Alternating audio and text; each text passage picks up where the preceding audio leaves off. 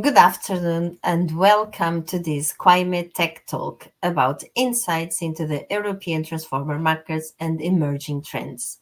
I'm Alexandra Martins and I'm CWIEMEBerlin Senior Content Producer. We are delighted to have you all here joining us today. Hope you enjoyed the presentations and connecting virtually with your peers. Before we get started, I'll quickly like to go over a couple of housekeeping points for this session. The webinar will be available on demand after the session. If you have any questions, please ask them and in the Q&A tab on your right-hand side, and we'll share them with the speakers. I'm pleased to introduce our speakers, Azar Fayaz, Senior Analyst, and Ima Iklak, Analyst at Power Technology Research. I will now hand over to our speakers. Welcome, Azar, and welcome, Iman.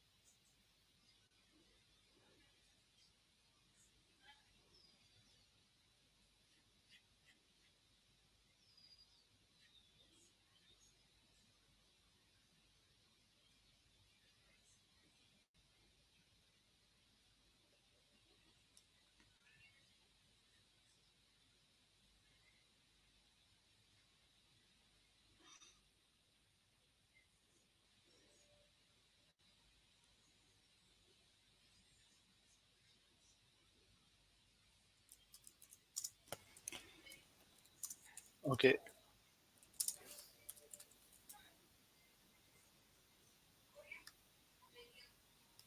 can you guys hear me now? Yes, So, Sada. okay, so today's session is around the key factors which are driving the European transformer market. Also, we are going to touch upon the key market trends shaping the transformer industry in the region. But first, let's go over the agenda for today's presentation. I'm going to start off by giving an introduction to PTR and the services it provides to its customers. Then I'm going to discuss the global investments happening in the T&D grid and the network expansion and modernization plans of some key utilities. Then I will be providing with an overview of the global distribution and power transformer market with a special focus on the European market. After that, my colleague Iman Ikhlaq will talk about the growing trends of decarbonization and how they are leading to grid expansions and modernization. Finally, Iman will talk about the upcoming technology trends, and specifically, we will be covering the use of environment friendly raw materials in transformer manufacturing, the transition away from mineral oil, adoption of ester-based transformers, and increasing utilization of the power grid and transformers. So let's start with the PTR company overview. Now, starting with a brief overview of the PTR. PTR is a specialized market research firm which was founded back in 2016. Now, the one of the main thing about PTR is like it's owned and operated by the researchers, analysts, and power engineers. The main objective of PTR is to understand the recent and upcoming changes that are happening in the power grid and to the electrical infrastructure in general, and identify the key opportunities and communicate the best technologies and business models to our clients and the business industry leaders. The focus of the PTR is on two key areas, that is power grid and the new energy. Now, to answer the question, what exactly do we cover in these topics? So, a lot of research that we conduct is bespoke and custom in nature. So, this basically means we look at the problem that our customer has requested. We try to answer their business problems through our research, and that research is a combination of both primary as well as secondary research. Now, if we if you talk about the services that we cover, then they vary from market sizing to competitive analysis to market accessibility.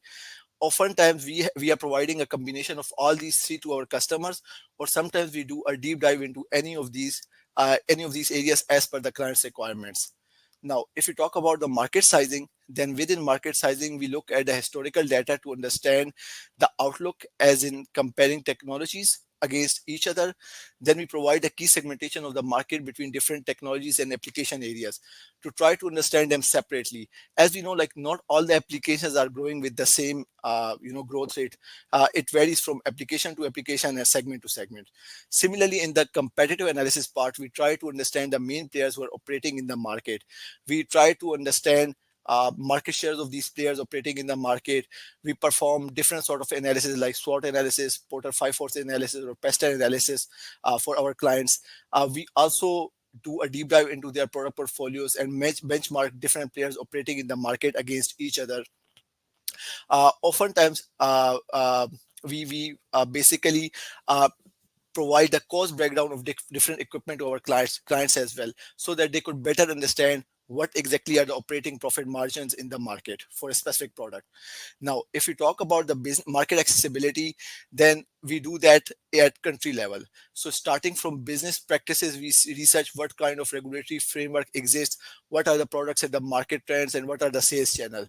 So let's say uh, if a supplier plans to enter a market, what kind of standards their products have to comply with, what are the challenges they might face, are there any incentives in the country for setting up a local manufacturing facilities, or are there import duties in place to discourage the imports of these equipment from the outside market.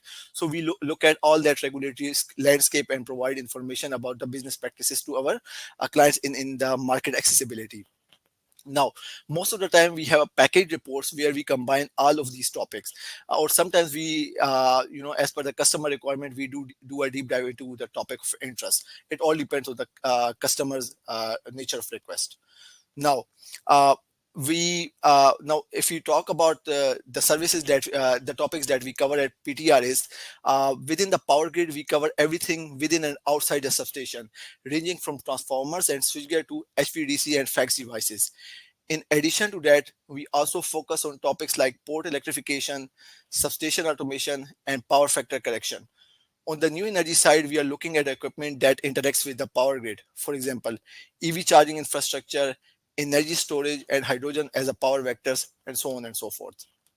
Now, if we do a deep dive into the transformers topic, like how exactly are we covering the research on transformers at PTR, then as I said earlier, we cover basically in the at PTR, we cover both power and distribution transformers.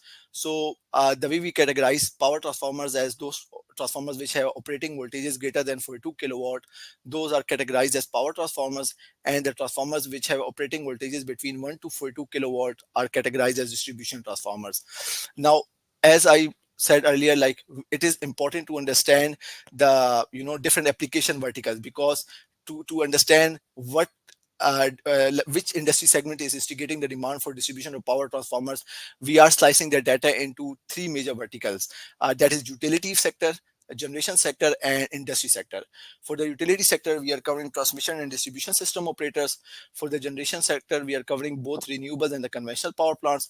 And for the industry sector, we have identified few energy intensive industries that we believe might be generating the demand for both power and distribution transformers in the market. Now, after that, we do the slicing of data to see which technology will experience growth in the future.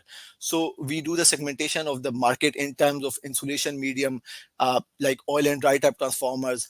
We also do the slicing of data in different voltage buckets, and then we predict the forecast in different scenarios. We have high case forecast scenario, base case, and the low case scenario, depending on the different assumptions that we have built in our built-in models. Now, we also look at the install base to understand the historical trends and how big exactly the market is.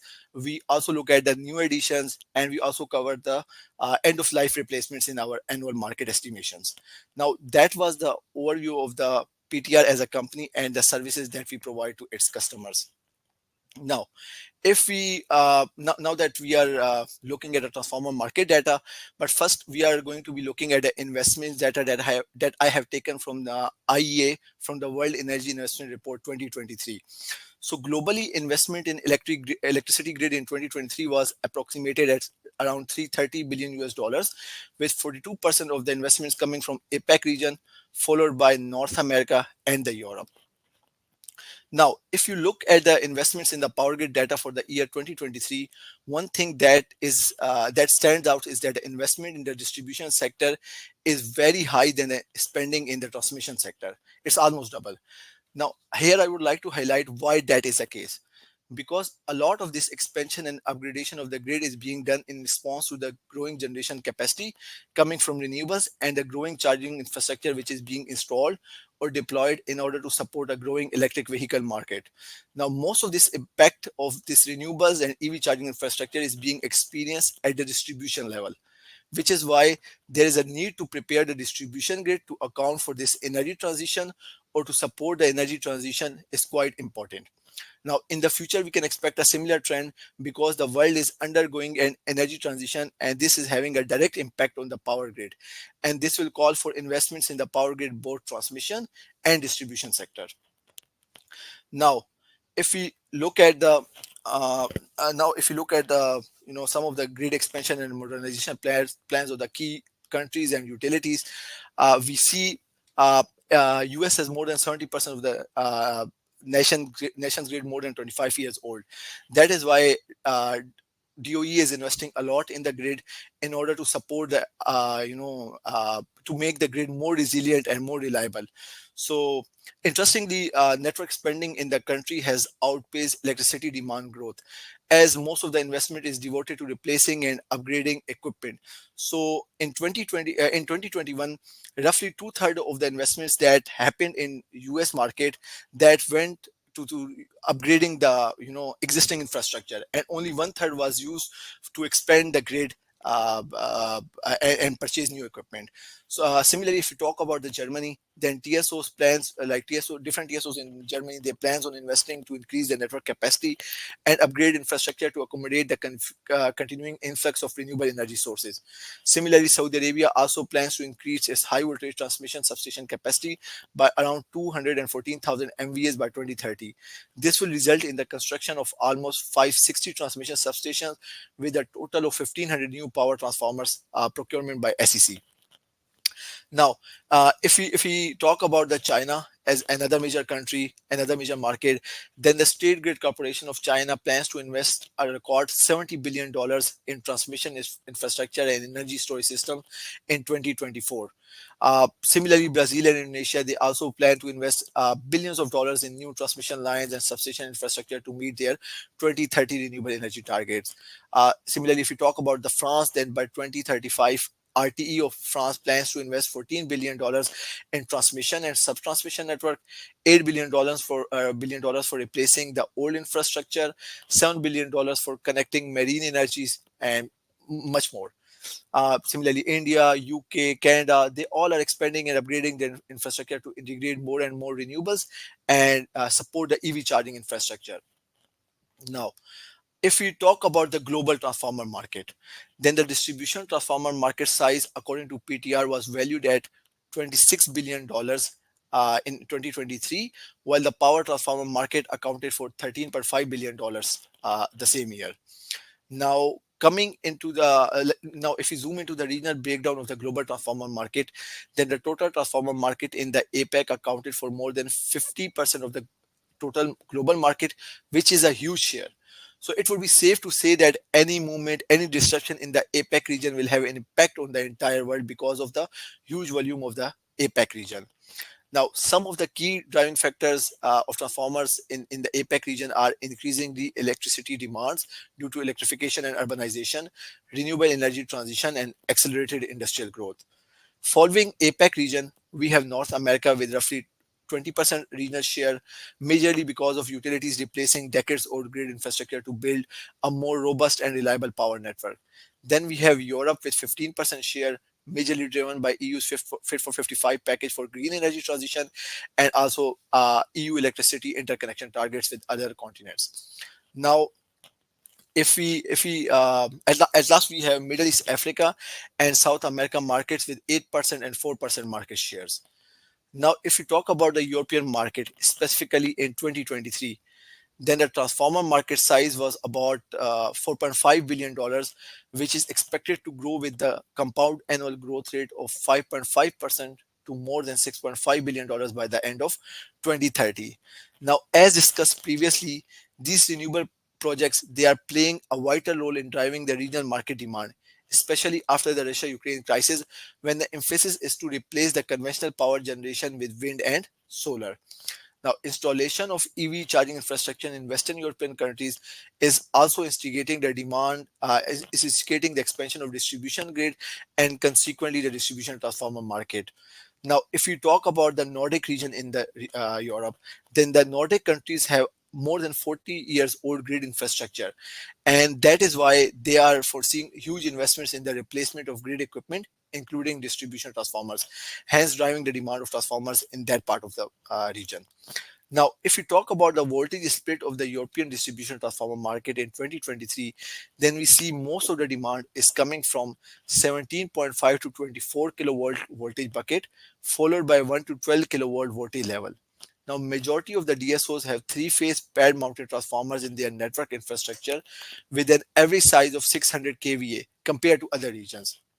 Now, if we talk about the US, then in the US, the market is heavily dominated by the single phase pole mounted transformers with average size of less than 50 kVA. So these are the two extremes. Europe has pad mounted roughly 500 to 600 kVA three phase distribution transformers, while the US has single phase pole mounted less than 50 kVA average size of transformers in its network. Now, if we zoom further into the region, we can highlight few markets which have the highest volumes and growth rates in the region. At top, we have Germany with roughly $800 million market and France with $350 million market in 2023. Now, not only does Germany has a huge volume in terms of its market size, but is also expected to grow with a very fast pace by 2030. Then after Germany, we have UK and Spain with 270 and 250 million US dollars distribution transformer market.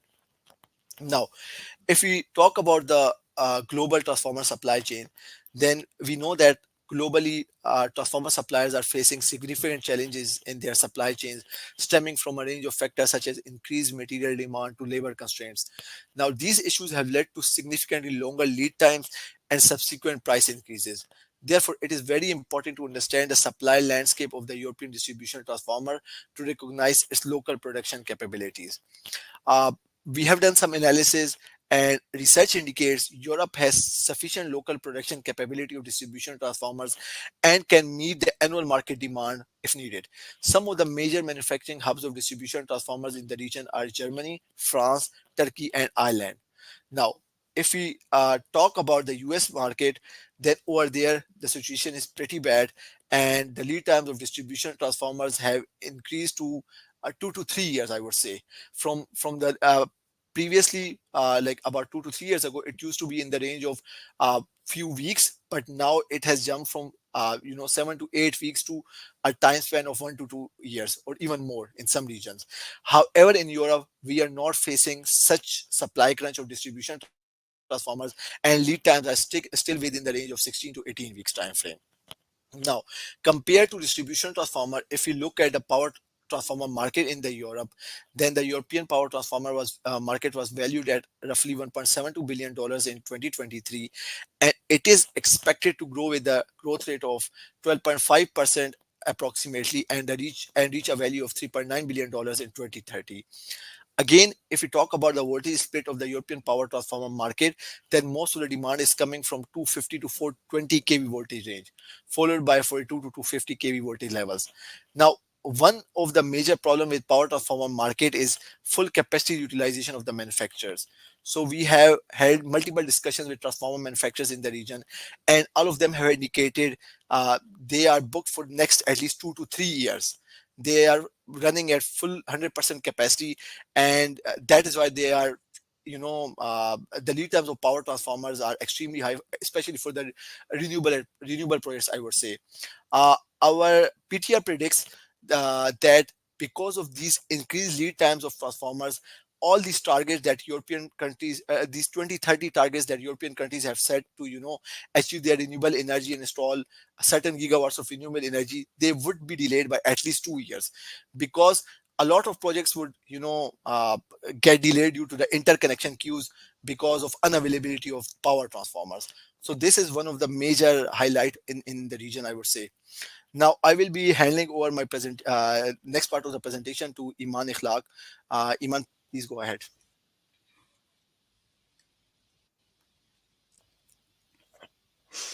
Thank you so much, Ajay. So, as we've observed the growing trends in the distribution and power transformer market within Europe, the primary driving factors are the decarbonization initiatives. Now, the drive towards decarbonization is resulting in a need for expansion and modernization of the power grid, which in turn is giving rise to the demand for your legacy grid equipment and components, including your transformers. Now, one of the key components of decarbonization is the increased integration of renewables. This is exemplified by initiatives like COP28 in UAE, which has set ambitious goals of tripling the renewable energy and doubling the energy efficiency by 2030. Now, this drive is driven by the desire to move away from fossil fuels and towards a more sustainable and energy future. Now, another key step towards decarbonization is the electrification of the transport sector. The increased adoptions of the electrical vehicle to achieve the climate and net zero goals, this is leading to a growing charging infrastructure.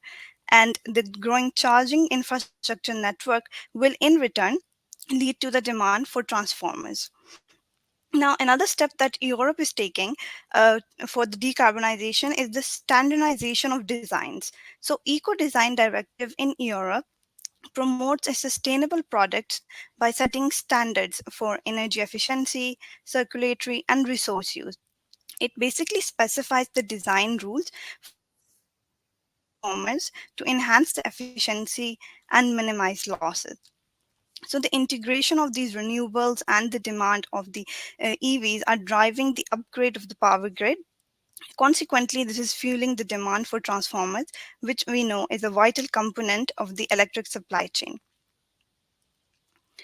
Now, as we've established the important role of renewables, let's have a look at the historical figures of renewable energies in the last 5 years and what is expected in the next 5 years within Europe. Now, talking about the total renewable capacity addition in the last 5 years, 272 gigawatts were added. However, an addition of 450 gigawatts is expected in the next 5 years, and this would be approximately 65% increase in the capacity addition. Almost 70% of this addition is coming from solar PVs, and 26% would be coming from your wind. Now, when we look at the utility scale solar capacity, we see that the capacity addition in the forecast years from 2024 till 2028 is expected to be almost 94% higher than that of the previous years. And similarly, for the wind capacity, the capacity addition is expected to rise by 42%. However, we do see that the forecast for the offshore wind has been slow. And this is because of the persistently long lead times, as discussed by Azhar, and their concerns over the future project's economic attractiveness. Now, these additions in the next 5 years, these are actually due to the Europe's ambitious targets. Europe has a target to achieve 45% of renewable share in the energy mix by 2030, and it aims to have 600 gigawatts of solar PV and 480 gigawatts of wind. Now, this movement within Europe, this is going to drive up the demand again for the legacy grid equipment, as the utilities will look to expand and modernize their grids to incorporate not only this additional capacity which is coming from renewables, but also this capacity which is variable, and it calls for multi-directional flow of electricity. Now, as we've discussed what the targets are For overall Europe, let's have a look at some of the key countries' renewable goals. Now, for Germany, Germany aims to have 100% of its energy from renewable energy sources by 2035 and aims to have 215 gigawatts of solar and 115 gigawatts of wind capacity by 2030.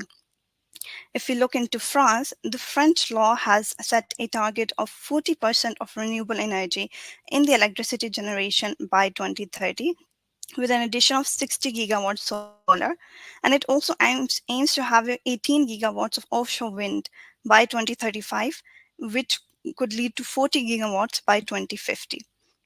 Now, within United Kingdoms, we see that UK aims to generate 60% of its electricity from renewable sources by 2030, aiming to achieve 50 gigawatts offshore wind and 40 gigawatts of solar capacity. Similarly, when we look at the 2030 targets of the Spain aims to install 76 gigawatts of solar and 62 gigawatts of wind. Now, finally, when we look at Italy, Italy aims to generate 65% of its electricity from renewables by 2030 with an addition of 131 gigawatts capacity, out of which 80 gigawatt would be coming from your solar PVs. Now, if we discuss the renewable energies, we'll now deep dive into the second major step towards decarbonization, which is the electrification of the transport sector. Now, we know that there's a push towards the adoption of electrical vehicle to achieve the climate and net zero carbon goals. Europe has an ambitious targets of achieving 30 million electric vehicles by 2030, and it also has a strategic plan to ban the gas-powered cars by 2035. So all of these commitments are increasing the or accelerating the demand for electric vehicles within Europe, which in turn will increase the demand for EV charging infrastructure. And Europe has a commitment to install charging stations at every 60 kilometer along the EU's main highways by 2026. And EU's Green Deal directive is that for new buildings, there needs to be chargers installed within them. So we expect the European's EV charging infrastructure annual market to rise with the CAGR of 21%, reaching almost 7 million units by 2030. Now, this massive growth is supported by investments such as the European Union has allocated 352 million euros to fund 26 projects developing the alternative fuel infrastructure across the continent. Now, if we look at some of the key markets of the European region, we see that electric vehicle charging infrastructure market for Germany and France is expected to rise with the CAGR of 19%. For UK, it is expected to rise with a CAGR of 28, and the Spain charging infrastructure market is expected to rise with a CAGR of 33%. And to support this adoption, there will be a need for modernization and expansion of the grid, which again will give rise to your transformers. Now, if we look at the competitive landscape of electric vehicle charging infrastructure manufacturers within Europe, they vary. So for regions like Northern, mostly your local EVCI players are dominant, while in other parts of the region, we have international EVCI manufacturers as well. Now, EV charging market is currently an incentive-driven market. So now we'll do a deep dive towards one of maybe some of the key countries' targets for electric vehicles or charging infrastructure. When we look at Germany, we see that Germany has committed significant fundings, such as 226 million USDs for rapid charging infrastructure and 113 million USDs for standard AC charging by 2030. The EU Commission has also approved the subsidizing of 8,500 high-power charging stations by 2024. If you look towards Italy, Italy is providing subsidies for the purchase and installation of EV chargers. It's also providing 110% tax credits under the super bonus. In the Norway region, the EVCI grant covers up to 20% of the purchase and installation cost. and we see it supplies almost 450 euros per charging point and 91,000 euros per housing association. Within France, France aims to have 2 million electric and hybrid cars domestically, with 7 million charging points by 2030, and is investing $113 million funding for fast charging stations. And the incentives that France is providing are tax exemptions and reductions for residential workplace and public charges. When we look at Spain, Spain fuel supply facilities are obliged to install the EV chargers with limited exceptions, and the National Energy and Climate Plan aims to add 5 million EVs by 2030. And now finally, when we look at United Kingdom, the UK plan to increase the public electric car charges tenfold by 2030. And this is backed by 2 billion USD investment, and this expansion aims to install around 300,000 charging points nationwide. And additionally, the existing Rapid Charging Fund targets 6,000 super fast charging points along the English motorways by 2035. Now, as we've discussed the increased integration of renewable energies and EV charging infrastructure, the third main step that Europe is taking towards decarbonization is the standardization of designs, right? So this standardization is to enhance the energy efficiency by reducing the transformer losses. Before the Eco-design Directive, there used to be huge transformer losses. According to a survey conducted back in 2008, we saw that the transformer losses accounted for almost 2.9% of the total energy generated across the EU 27 and UK. It was almost 93.4 terawatt hour. So to counter this, in 2015, Tier 1 of Eco-design Directive was implemented, and the aim was to reduce the annual losses to 16.2 terawatt hour by 2025. So the directive defined specific rules and minimum efficiency requirements for the design of distribution and power transformers, and these were to be applied to all transformers which were placed in the market or put into the surface in the UK and European Union. Now, this design was revised back in 2021 with Tier 2, and the aim was to reduce the energy waste by 10% more compared to that of Tier 1. We also expect a Tier 3 of this Eco-design Directive, which is under discussion, and we anticipate it to be implemented by 2027. Now that we've talked about the decarbonization initiatives, I'd like to deep dive into the technology advancements in the transformers due to the decarbonization goals. So we'll start with digitalizations. So digitalization is imperative, and it's not just for transformers but also for power grid as a whole, because we know that it's a fundamental to support EV adoption and renewable integration. Now there are a couple of aspects to digitalization of the power grid and that I'm going to discuss. Let's begin with the concept of smart grid, where the key is to collect data and then to use this data intelligently to integrate and manage the distributed energy sources, including the renewable energy. Then there's a concept of load management, specifically for electric vehicles, where there is a passive and active charging. So the key to all of this is the ability to collect data in the power grid, and to be able to collect this data, the equipment in the power grid needs to be smart and digitalized.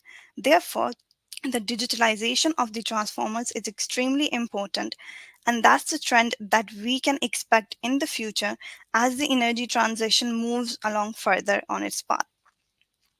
Now, if we compare the Europe to other regions, Europe leads the adoption of digital transformers. In 2023, Europe accounted for 28% of the global digital transformer market, and it's expected to grow at a CAGR of 22% by 2030. PTR also conducted a survey to understand what kind of digital transformers are preferred by the end users, and the replies indicate that the majority of the end users In Europe, they prefer advanced digital transformers that have remote monitoring capabilities, and they're embedded with some online platforms for application layer analysis. And the end users are willing to incur 20% of the additional cost. When we talk about the main drivers for the digital distribution transformers, one of them is the distribution energy resources, and EVs are also compelling the utilities to shift from a model driven system to a data driven one at the distribution level. Another driving factor is the COVID 19. We see the COVID 19 pandemic that really helped in the realization of remote monitoring, control, and the predictive maintenance. At the same time, European transformer manufacturers have also played an important role in the awareness of the end users regarding the digitalization of the transformers. Now, generally speaking, the digitalization of transformers at high voltage side is more prominent relative to medium voltage side. The high cost is for sure a major barrier to the adoption of digital distribution transformers. And another major impedance is the conception that distribution transformer can be easily replaced in case of any failures. However, power transformer on the other hand are custom built and they take 2 to 3 years to deliver. Therefore, digitalization of power transformer is more important. Some of the opportunities when we look into digital transformers is we've seen a swift adoption of digital distribution transformers in the greenfield projects. Compatibility with the existing system has become crucial as utilities are prioritizing seamless integration without any disruption of the current power supply. And as discussed earlier, that the end users are willing to incur 20% of the additional cost for advanced digital transformers, which are also labeled as type 3 digital transformers. Now that we've discussed digital transformers, another technology advancement is ester-based transformers. We know that utilities, governments, and companies are all working towards having sustainable practices. So not only are they trying to achieve their climate goals, but they're also trying to have a sustainable practice that can be taken into the future. So along these lines, there is a lot of talk around ester as a possible alternative to your mineral oil. And this is something that we have seen happening in Americas and Europe at the moment. But it is also expected, or we could say that we expect that this will also happen in the Asia Pacific and Middle East Africa region in the coming future. So ester-based transformers, why are they preferred? So they have some enhanced properties. Some examples of ester-based enhanced properties are that they are biodegradable, they're non-toxic, which are the two factors which will support the notion that okay, these are sustainable and climate friendly. Similarly, the ester-based transformer's thermal aging is better than that of mineral oil, so it will give it a longer lifespan. Ester-based transformers also have a higher fire and flash point, so they have less fire hazard. And this will also reduce the fire safety equipment needed by utilities as well. So, because of these enhanced properties of natural ester, which by the way can be further enhanced or adjusted in the synthetic ester, these are the reasons why they are being chosen over your conventional mineral oil transformers and also dry type. Now, if we talk about specific trends of the ester fill transformers in Europe, we see that currently there's a very small installed base at present. Despite this, there is a clear trend in European countries for ester-based transformers, as most of the end users are installing these on pilot project basis. Some utilities in UK are even exclusively installing the ester-based transformers in their network. We see that European utilities are more inclined toward installing the synthetic ester-based transformers than the natural ester-based transformers. Natural ester-based are more prevalent in the American region. The top market of the ester-based transformer in Europe is coming from Germany, Sweden, Netherlands, and Poland. And these are driven by their fire safety regulations. And within the Nordic region, renewables are considered a bigger application for ester-based transformer rather than utility sector. We see that manufacturers have also started to realize in this shifting trend and started manufacturing ester-based transformers instead of the mineral oil. An example of this is Westroff, and Westroff is currently now manufacturing 80% of its manufacturing capacity is for ester-based transformers, while only 20% is for the mineral oil-based. And due to another OEM's major step toward the ester fluid is we've seen that Shell has also acquired Middle, which is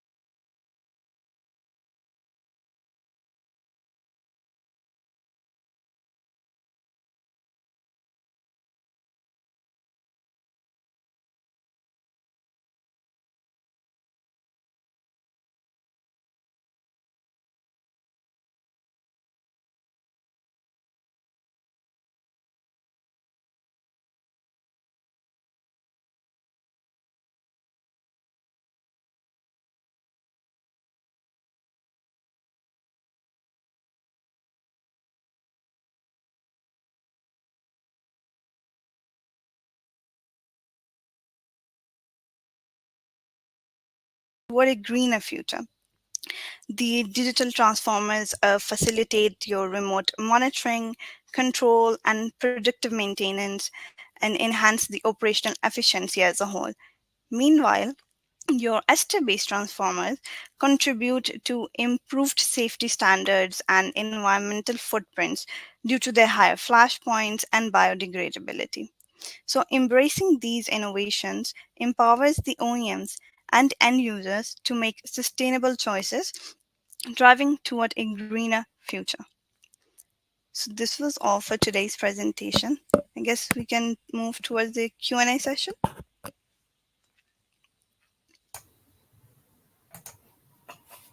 Yeah, fantastic. Thank you, Iman and Azar, for your presentation. Very valuable and relevant information. I'm sure our audience is enjoying the webinar too. I would like to remind that the webinar will be, you can watch it on demand after. So, because we lost the speaker just for a second. So, you can watch anything that it was missed on demand after. So we can start now with the live Q&A. I can see a couple of questions coming through on the Q&A tab, and I can read the first one, and then I will hand over to you. The first one is, what is the growth expected in utility investments in the coming year? Thank you. Yes, so I can answer that for you guys. So when we look at the growth, over globally, we expect a huge growth in the investments for the utilities because of the integration of renewables and EV charging infrastructure. But when we look at specific to Europe utilities, due to the inflation and higher cost of materials, the utilities are now being more selective when it comes to their renewable projects, as they want to, secure an appropriate level of return on investment. An example of this would be we have recently seen in Germany, I guess there was one. So they are delaying their projects or maybe even shutting down because of the expenses they have increased more than they have expected. So we expect a moderate growth within Europe, but overall globally, a huge growth is expected in investments. Yeah. We can move on to the next question. When taken into account the manufacturers of distribution transformers in Germany, UK, France and Ireland. Who has the highest capacity to export to other countries? Azhar, if you could answer this.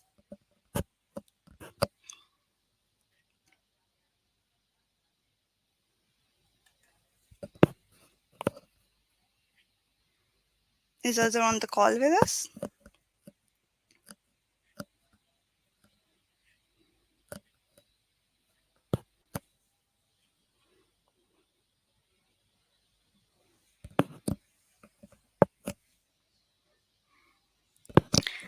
I'll wait for him to come back. I'll move on to the next question. What are the top players for the power and distribution transformers within Europe?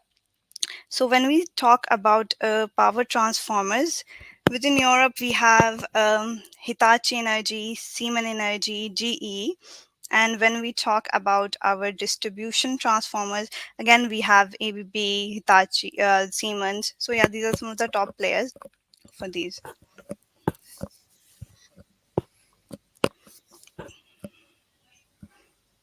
Also, can you hear me? Yeah, I can. Yeah, so there was a question for you by Oliver that when taken into account the manufacturers of distribution transformers in Germany, UK, France, and Ireland, who has the highest capacity to export to other countries? Uh, well, first of all, if you talk about Germany, then uh, Germany has the maximum capacity to export to other countries, I would say. Okay, And when we okay. mention Mhm. Germany, we mean like the real manufacturing bases in the country, not the headquarters or the office locations. Makes sense. Okay, we'll move to the next. And Sure, sure, sure. Mhm. okay, so to answer Vince's question, like, is there any potential for different core materials like amorphous Mhm. metal, which is also a greener solution for the EU region?